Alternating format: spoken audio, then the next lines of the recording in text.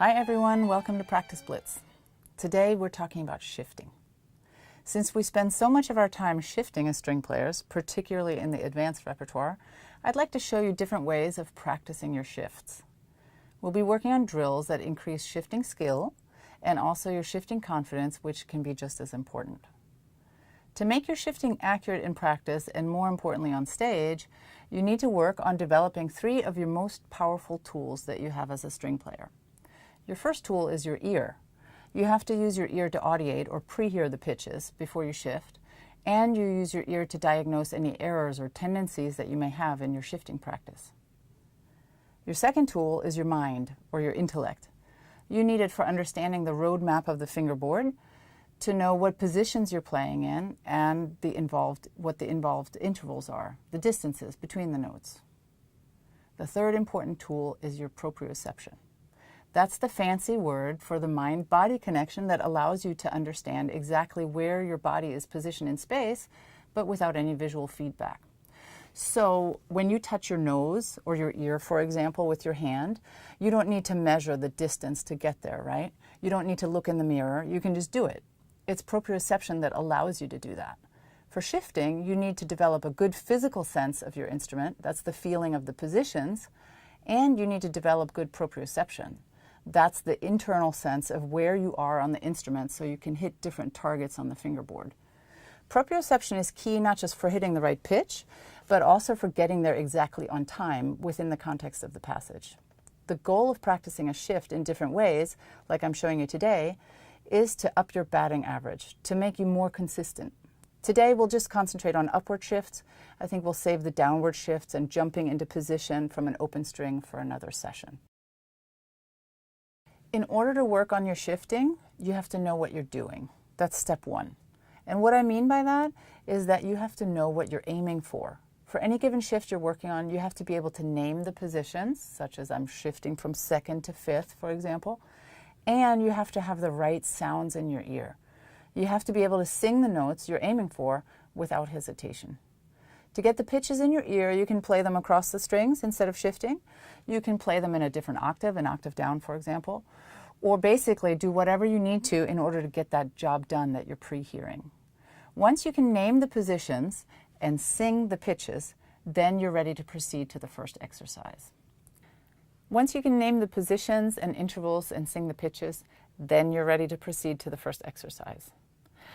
Before we dive in, let me tell you a couple of rules I have for my students when it comes to shifting practice.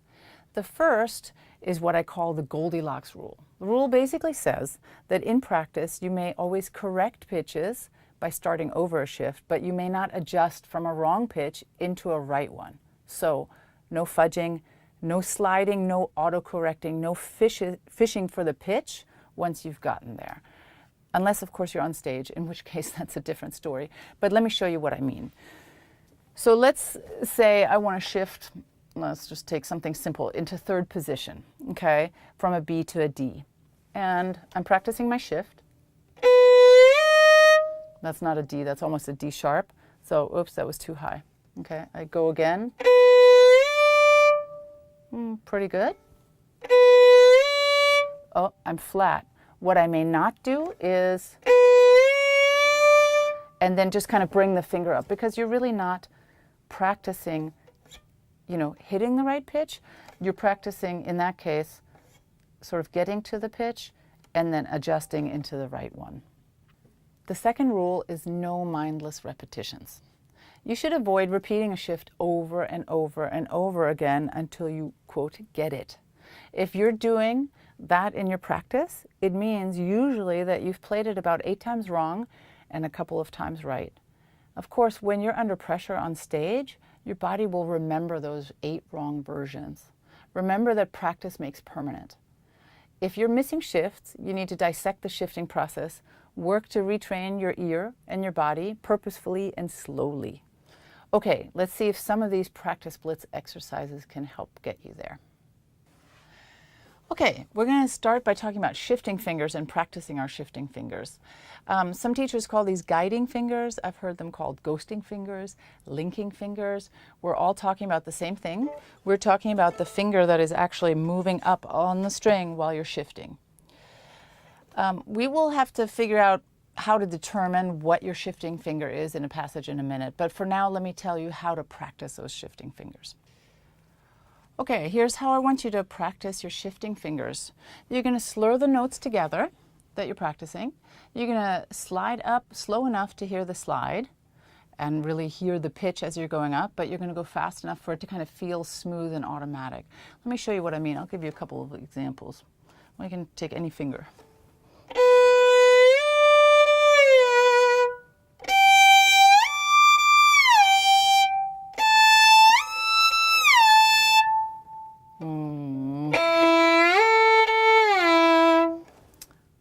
Every time, my advice to you is to go both up and down, not just up, because you might as well get more bang for your buck by also practicing your downward slides. When you're doing this, you should pay attention to the feel of a position. All the positions second, not so much, but everything above that has a particular feel in terms of where your hand is at the bout. Fourth, fifth, is kind of snug. You can even start by starting in the position that you're going to. Let's say fourth position, just kind of feel that D. Try to take stock of how everything feels in the hand. And then once you can remember that, then go up and down. So practice your shifting fingers a lot. Make sure that you get more accurates than inaccurates. In fact, I would say try to have mistakes as little as possible. You can slow down your speed of the slide as much as you want to do that. Let's talk about how to determine what your shifting finger is in a passage. Okay, there are several different possibilities for shifting fingers. The easiest and simplest of them is a same finger shift. That's where basically the note that you're coming from and the note that you're landing on are on the same finger. We're going to take a look at an example. This is a little clip from Ranson Violin Concerto.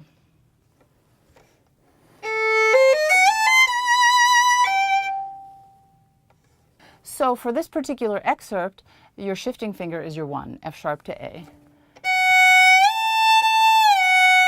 That's pretty self-explanatory. Let's look at another example of a same finger shift. This one is from a passage from Violin Concerto No. 2.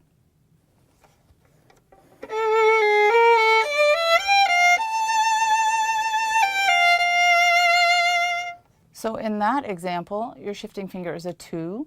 You're moving from 3rd position to 5th position. So again, that's exactly what you'll practice. And if you miss, remember Goldilocks rule?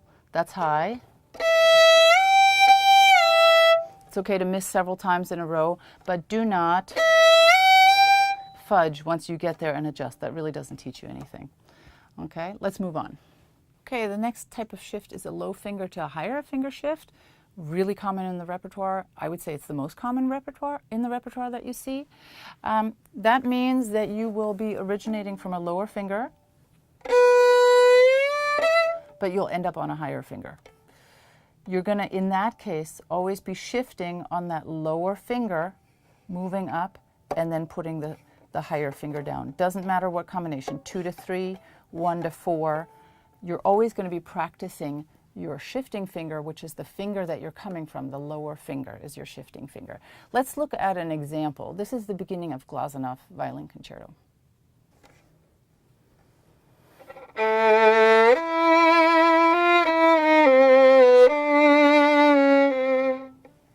Okay, so in this example, your shifting finger is your first finger. It's moving A to D, 1st to 4th position. So that's what you'll practice on a slur. Whoops.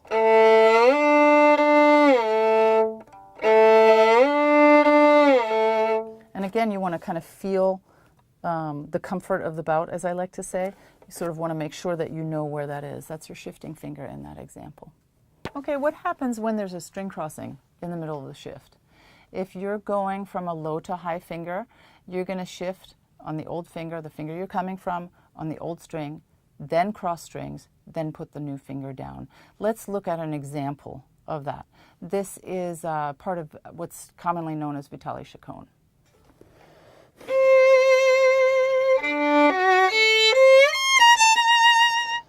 Okay, so the shift in here is happening C to E flat, which is in the key. and then I cross again. So you have to practice both the shifting finger and the C to make sure that that's also in tune. Let's look at the last type of shift. This is a high finger to low finger shift. It works a little bit differently. It actually works in reverse. Let me give you an example. I've played, let's say, a D with my third finger, and I don't know, I'm going up to G. I'm making that up. I'm on a higher finger and I'm going to a lower finger. What I do in that case is, or what you want to do, is you want to switch fingers. I'm going to show that in a close-up shot. I'm on 3. I put my 1 down. I start to slide up and it bumps the 3 out of the way. So my shifting finger is actually my 1, my new finger, not my old finger. Let's look at this in the context of some repertoire. A little bit of Mozart Concerto No. 3.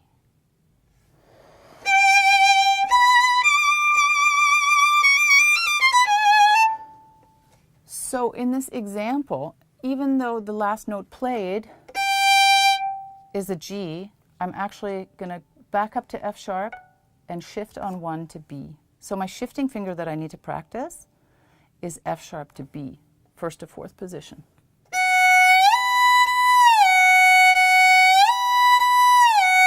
And then I put it back in context. Whoops. And finally, hopefully seamlessly kind of tucking it in between the bows. All right, but what if that kind of shift involves string crossing? Then you're going to move to the new string first before you shift. You're going to place down the new finger, which is your lower finger, and then you're going to shift up. Okay, let's see that in action. I have a 3 down on the A string. Let's say I want to move up to a 1 on the E string. I'm going to cross, place the finger down, and move up.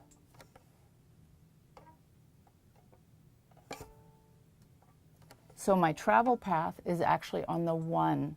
It's on the new finger, on the new string. Let's look at that in a scenario of some repertoire. Again, Mozart Concerto No. 3.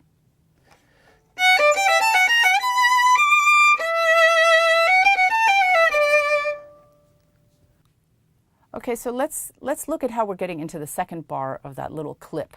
I'm moving from 3rd into 4th position. I start on the E string, I play 2-4, then I'm going to switch, I'm going to put my D down on 1 and move it up. It's actually the shifting finger. So the shift that I need to practice in this case first is this.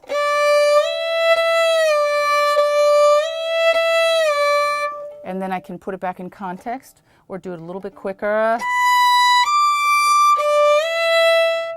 You'll notice I'm trying at least not to vibrate while I'm doing my shifting practice because I want to know the truth about what I'm doing. What are your framing fingers? Your framing fingers are your other fingers that are not directly involved in the shift. They're going to be responsible for playing in tune when you get up into position, so I like to practice them as well. So if my shift, let's say, is a 1-1, my framing fingers would be, depending on the key, those are my framing fingers. And I like to practice that within the context of the repertoire. Let's take a look again at the opening of the Glazunov Concerto that I played for you in the previous segment.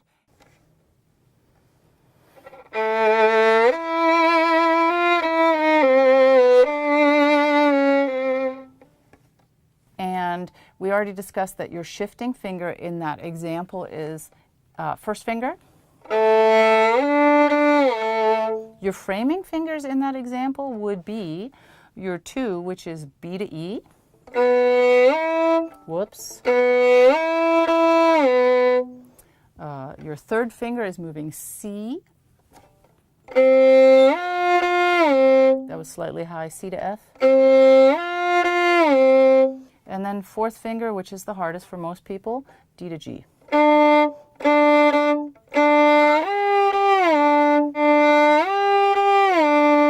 okay?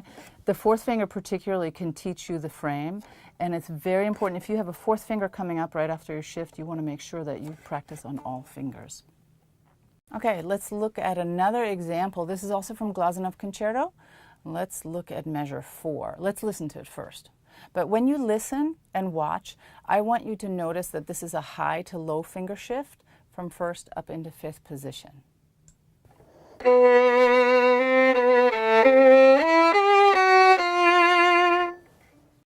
All right, let's look at our shifting finger to begin with, because we didn't do that on this excerpt yet. I'm moving from first, from an A, which is behind my C, right, into E, okay? My framing finger, so I'm definitely going to be practicing that. My framing fingers are B to F sharp. Now, why am I doing F sharp? It's not in the key, but it is coming up right after I get up into position, and it keeps me playing a perfect fifth, which I also like. So that's what I would choose for that. Third finger, going to a G, and fourth finger.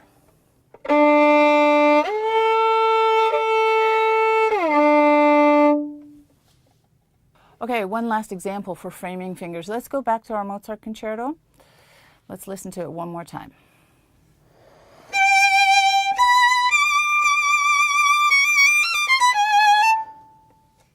Your shifting finger is F sharp to B.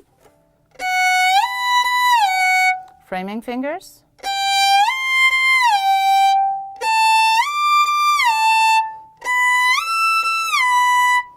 Makes sense? I chose to go to C, not C sharp. There are people who would do it the other way around because C sharp is coming up, but for me, I like to stay on the fourth there.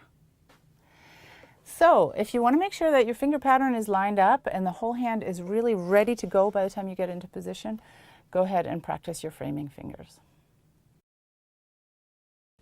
All right, to help you with shifting confidence, I want to introduce you to Bullseye Practice, or what some people call target practice. Instead of concentrating on the path to a new position, how to get there, let's focus on what that new position actually feels like and how well you know it. Bullseye Practice is about finding notes without actually shifting on the string. Okay, so here's how it works. You start by taking a pitch, maybe high up on the fingerboard, something you're later going to be aiming for. And you, any way you can, just find yourself up there and try to feel the pitch. So I'm looking for that G, okay? I'm going to start just by playing it and feeling it. You can close your eyes. You can vibrate. You can do whatever you do. Just kind of feel good. And what you're trying to do is get in touch with your proprioception. What does everything feel like? What's this angle? What's that angle? What's the angle of the fingers? How close is your hand to your face? All of those things. Don't overanalyze it. Just make sure that you're really feeling it. And then you're going to start practicing from nowhere, which for me means hands down off the instrument, and I just see if I can get to that pitch from nowhere. It often doesn't work out like that. Just want to point that out. Okay, today must be a good day, but I'm going to keep doing that because that's allowing me to feel confident in that. Then I'm going to start getting to that pitch from anywhere, but without shifting, without traveling on the string. I know this goes against what you're usually taught, but just bear with me for this exercise. So, random pitches. And I'm hopping, right? I'm trying to make myself hop, not shift on the string. Etc., etc. You can come from the top of the fingerboard too. That's harder, right? Anything to put that to the test. Then you're going to start putting it in context, which for this is actually coming from a little clip from Saint-Saëns Violin Concerto. The note right before it is a B. Okay, so now I'm starting to line that up, but I'm not worried about how far it is. I'm just worried about what it feels like. And then finally you put it into the context of the whole measure, which sounds like this.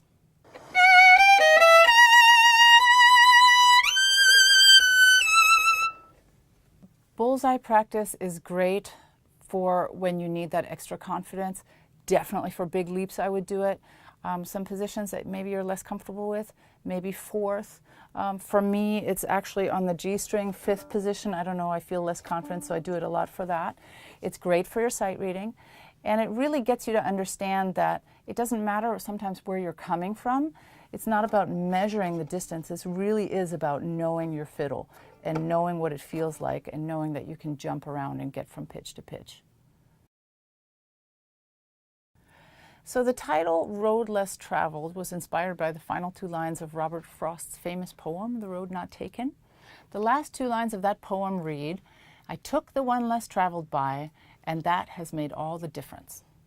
If you feel like a shift is not working for you, even after the first 3 ways of practicing that I showed you, I think maybe you should consider an alternate finger or alternate finger pattern to execute your shift. There's a variety of reasons for that. You may want to change your hand frame because of what's coming up, certain accidentals, change of key, or upcoming whole step and half step patterns. A good example of that is the Saint-Saëns concerto bit that I already played for you in a previous segment.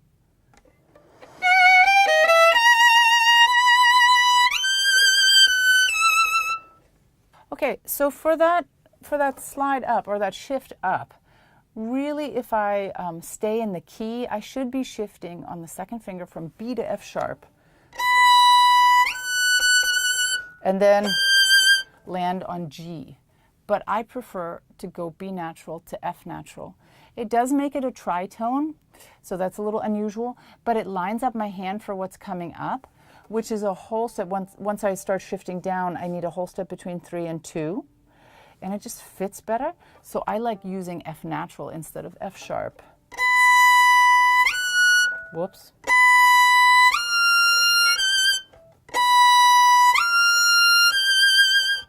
And because I'm going to do a new finger slide there anyway, it just fits better.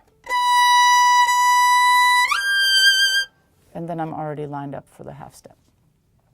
Okay, another reason you might want to change your shifting structure is if you're playing high up on the fingerboard. You should consider extension fingerings for hand comfort. So you have choices when you shift into high positions. I often choose to play in extensions because I have pretty wide fingertips, so it fits better for me. So let's look at some examples of what I mean. If I'm playing F sharp in 6th position, right, this one, my first finger is going to be on D. I'm in a traditional setup. If I'm playing G, oh, that's not good. There it is. My first finger is probably going to be on E, so if I shift up, that's how I would do it. Once I get to A, I have some choices. If I'm coming from 3rd, for example, what can I do? Right? I can go into an F and then finger my A. That's just a traditional shifting pattern. Let me do that one more time for you. Okay. Or I can decide, for whatever reason, vibrato or because it's more comfortable, that I can shift to an E and then extend up to the A. I've shifted into 7th, right? And then I'm extending a half step up to get to the A. Certainly by the time I get to the really high positions, I play almost exclusively in extension. If I wanted to hit a C, I can bet money that that's a G. Does that make sense? So I don't play my fingers all cramped up in here. So sometimes when you're playing up there, just consider another finger pattern and maybe it'll work out better for you. Okay, reason number 3 that you might want to choose a different shifting pattern than the one you originally chose when you first looked at the piece is for security. Before you start a piece at the very beginning, or when you have rests before a shift, you may want to use a finger that you feel most confident in rather than the last finger that was played in the passage as a shifting finger. Okay? So in my case, I often choose first fingers because I just feel like that's my rock star finger. So if I have a choice, I'll shift up on 1. Let's look at Mozart Concerto number 3 one more time.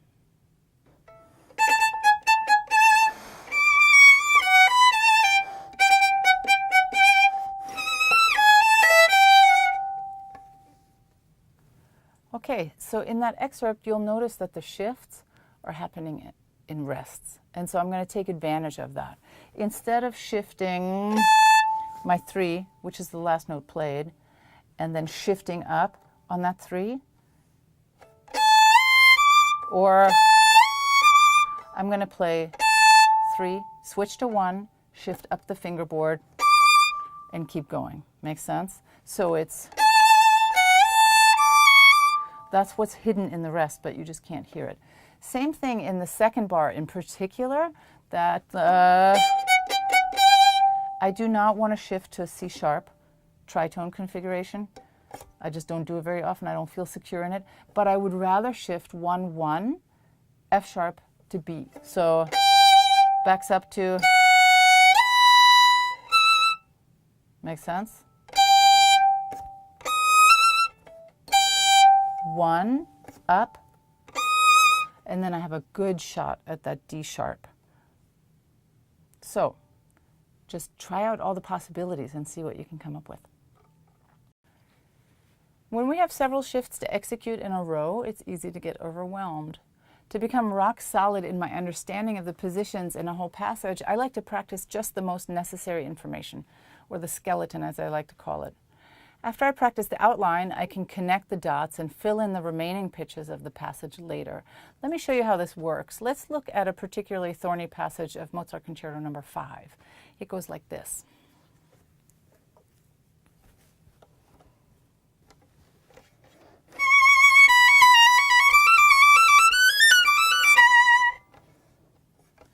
Okay, so what's happening in that passage, besides a lot of notes, is that you're moving from 3rd to 5th to 7th positions, and then actually I have a backward extension to 6th, which just complicates matters. So I'm going to just outline what I think is really important information to be able to do seamlessly.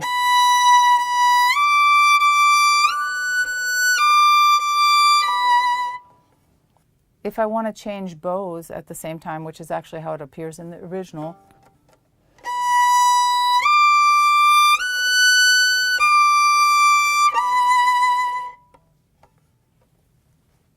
so I think that's kind of fundamental, being able to do the sequence of what positions you're doing just in a row on the fingers that you're actually going to be landing on. And then when you feel confident with that outline, you can try to put it back together and connect the dots by playing all the in-between notes and see if it's more seamless for you.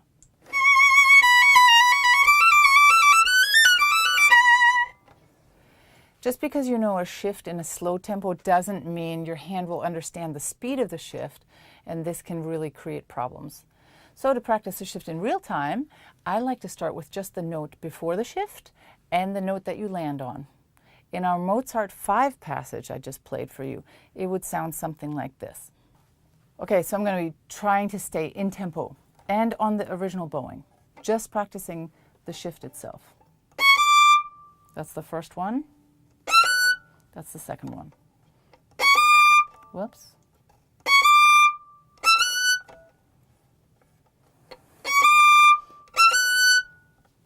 Okay, and then I would probably add a note before that. So I have 2 notes before and 1 note after the shift, just to see if I can do it in tempo and in time.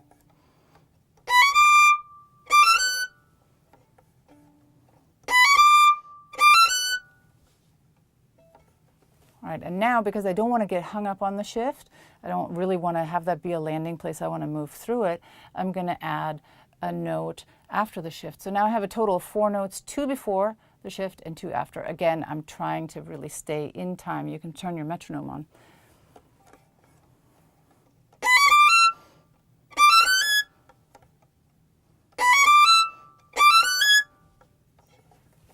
And then, of course, you're going to start to put it back into the context and try to play the whole thing. So you're working on the timing of the shift in this case. Not necessarily are you actually getting the pitch. That's for slower practice. At the end of these kinds of dissections, taking something apart, always integrate it back into the whole. That way it has a much better chance of sticking and being there tomorrow for you.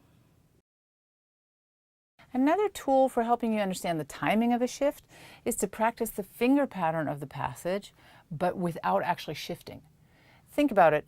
If one shift you play takes you from first to third position, but another shift in the same passage takes you from first to fifth, and the tempo is the same, that shift has to travel almost twice the distance, and so it will have to be twice as fast. Neurologically, this is actually pretty complex stuff. To help you understand how the finger pattern will change and at what point in time you have to be already in the new location, I like to practice the non-shift finger pattern. Let's look at an example. Let's go back to Mozart Third Concerto.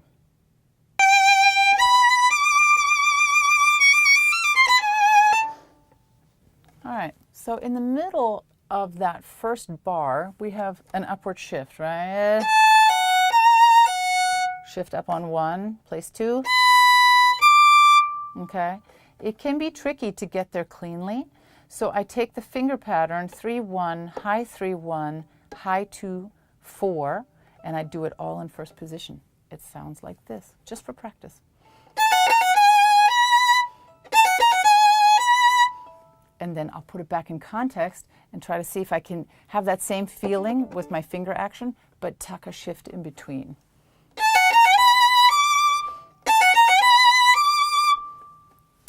Let's look at another example. This is from Mozart Fifth Concerto. Okay, so in that particular example, again, there's kind of a slur 2 pattern. It's Mozart, so you like to be clean. There's an extra challenge, which is that at the end of the bar, you're on 4, and then you have to shift. You have to get past that 4th finger to 1, right? Slowly. And to practice the timing of that, again, I'll transpose everything with the finger pattern, the whole steps and half steps, into first position without shifting. It sounds like this. Again, that teaches me neurologically, how is it going to feel for those fingers to be coming down at that rate? When are they going to touch? But just without the shift. Now I'm going to try to put it back into its original form.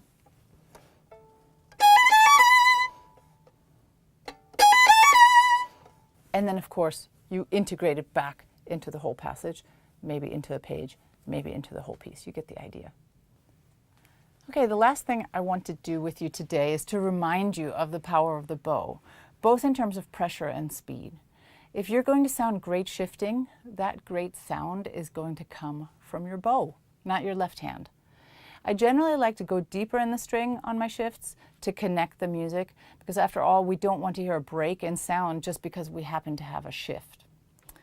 But let's consider the speed of the bow too. Just like shifts can come in different speeds, so can the bow that accompanies a shift. When you have the option, your bow speed and shifting speed should mirror each other, at least somewhat.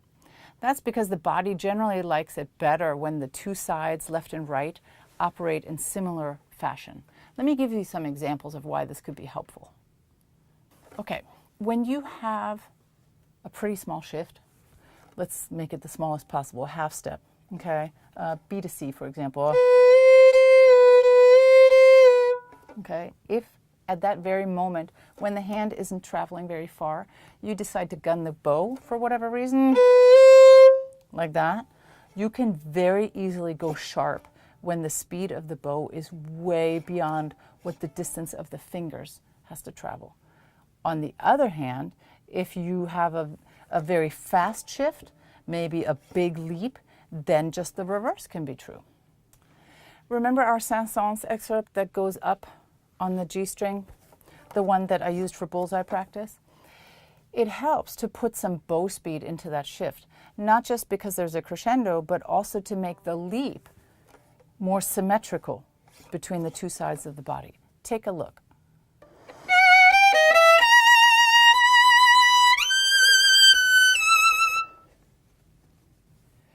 Let me show you an example of a passage where I try to have different bow speeds for intervals or shifts that are actually pretty close to each other in distance, and there are various reasons for that.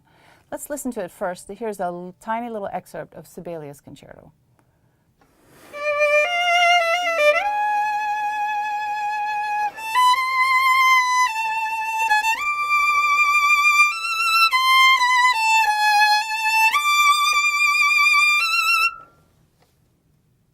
So there are a few different shifts in there, but I want to concentrate on 3 of them. Okay, the first shift I want to show you is that slow, slidey shift that I do at the beginning here, right? Because I want the shift to be slow, I'm also going to slow the bow down. So it can be heard, number 1, and number 2, so that my hands stay symmetrical. The next shift in the passage that I want you to notice is going up to the D. So, that one. Okay, I slide a little bit. Because the notes right before it are pretty quick, I'm going to conserve my bow. And my bow, I would say, even though it's a pretty good leap, it's going to be like medium speed. Okay, let's see. Let's try that one more time.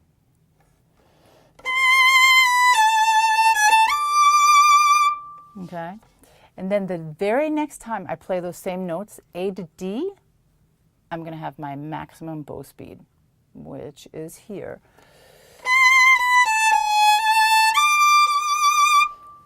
I don't really want to show that shift a lot. I've got a lot of energy, I've got crescendo, so that's my maximum bow speed. So let's take a look at the passage completely with those details in mind.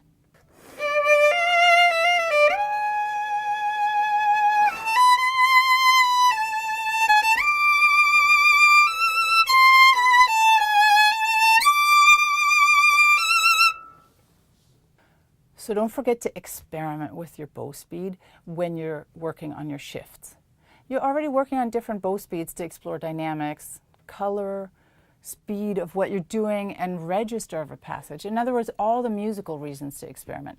Now you will just add a technical reason that's coming from the left hand, shifting. If you experiment, I think you'll find a left-right speed combination that works and will fit in the passage like a glove. All right, I hope a couple of those ways of practicing your shifts within repertoire were useful for you. Remember to be patient. The more accurate you are in practice, the more accurate you will be on stage, even when you're nervous. It really does pay off to work on shifting separately from your repertoire a little bit every day. And for that, I've got some recommendations for you. Here are some of my favorite shifting books to work into your daily practice routine. Sevcek Opus 8, which is called Introducing the Positions. Yoast Exercises for Change of Positions is great. Whistler Introducing the Positions, Volume 1 and 2. And I really recommend Robert Gurley's book, The Art of Practicing the Violin. It has a lot of shifting information and a lot of shifting routines. Okay, happy practicing, everyone. See you next time.